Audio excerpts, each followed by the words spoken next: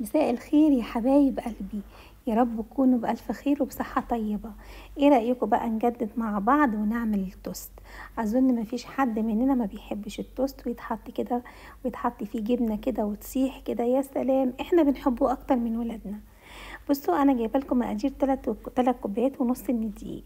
طبعا انتوا عارفين دقيق يعني ذرة ملح، تمام، على معلقتين سكر، معلقه ممسوحه من معالق الاكل اللي احنا بناكل بيها، تمام يا حبايبي، على معلقه خميره. انا هنا ما عملتش اختبار الخميره لان اصلا كنت يعني باكل خميره، انا متاكده ان هو كويس لان كنت فاتحاه عامله بيه حاجه تانية قبل كده، مع معلقتين زبده. لكن انتي بالنسبه لك لو عندك خميره في البيت اعملها الاختبار قبل ما تحطيها. تمام يا حبايبي، هتعملي ايه؟ هتجيبي معلقه الخميره على نص معلقه صغيره سكر على ميه فتره، وتحطيها في مكان دافي وتشوفيها. ارتفعت معاكي استعمليها، ما ارتفعتش معاكي نزلي حماده ولا نزلي مؤمن وابنك ايا كان اسمه ينزل يجيب الخميره من عند العطار. تمام. بصوا المفروض ان انا احط بيضه، يعني انا الخطوه اختلفت معايا. حطي بيضه في الاول في الدقيق، وبعد كده اعجنيه بالميه. المقدار ده اخد مني كوبايتين ميه. انتي شطوره وعارفه يعني شكل الدقيق ايه، ده عيش يعني، فهتحسي ان هو يعني شكله لا بيلزق ولا حاجه، واخد معايا الشكل ده. بتفضلي تعجني فيه. انا بالنسبه لي ما عنديش عجان، انتي لو عندك عجان هتعمليه بطريقه احلى كمان، لان العجان هيعجنه اكتر واصح. تمام. انا بالنسبه لي نجح وكان حلو على فكره، يعني وعجب الولاد في البيت، وعموما هو ما قعدش يعني ما شاء الله يعني اتاكل، فده دليل نجاحه. لكن انا بالنسبه لي هو جميل، لكن انتي لو عندك عجان هيبقى جميل اكتر. بصوا انا ده كل طبعا القارب ده موجود في كل البيوت يعني، تمام، لانك انتي لو ما عندكيش القارب ده مش هتعرفي تعملي العيش التوست. انا سبت العجين يخمر. طبعا احنا الدنيا حر فهيخمر بسرعه.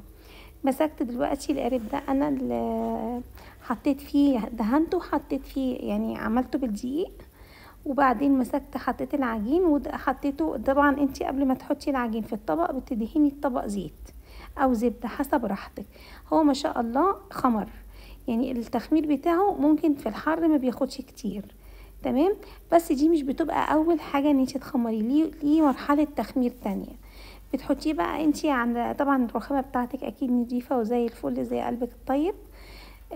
بتحطي بقى العجين وبتفرديه بشكل اسطواني طويل، وبتحاولي ان انت تخلي الشكل متناسق بنفس الشكل ده. وبعد كده انت بتلفيه لفه انت هتشوفيها معايا، وبتحطيه في قلب القارب ده وبتسيبيه حوالي 15 دقيقه. تمام. وانتي بتفرزيه خليه كله شكل واحد، لانك انتي هتبرميه زي اكيد بتعملي سويس رول، فلازم يبقى الشكل ايه يعني، وهو مفروض طوله يعني، وانتي فرداه شكل اسطواني، وانتي برماه كل الاطراف على بعض. تمام.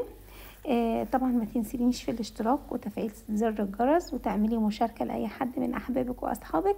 وأتمنى أنتي وكل حبايبك تكونوا معايا ضيوف منورين حياتي ومنورين القناة. بصوا حبايبي أنا برمته ازاي. انتي بقى ايوه انتي خدتي بالك من الحتة دي، لا ما تقفلهوش كده، لازم تخلي كله من الأول للآخر زي بعض. تمام. دي الغلطه اللي انا وقعت فيها، بس ما كانتش غلطه يعني اذتني في حاجه. بس انا دايما قلت لك ان في مصداقيه في اي حاجه بقولها لك، هقول لك اي حاجه بما يرضي الله. طبعا انت لما حطيتيه ما خدش شكل القالب من اوله لاخره، انت بقى بتفرجيه بالراحه كده لحد ما تخليه من الاول للاخر، ما يبقاش فيه فراغ. هو مش هياخد وقت منك كتير في التخمير، هياخد حوالي 15 دقيقه في تاني تخميره. تمام. هتغطيه وهتسيبيه 15 دقيقة، وهتحطيه في الفرن على درجة حرارة 180. لو فرنك عالي وطي النار، ما تحطوش على درجة حرارة عالية. هو طعمه حلو قوي لو حطيتي فيه للولاد جبنات وسيحتها لهم كده في الميكروويف او في التوستر، هيبقى اتجنن. ممكن تقدميه مع مربات. اتمنى ان هو يعجبك.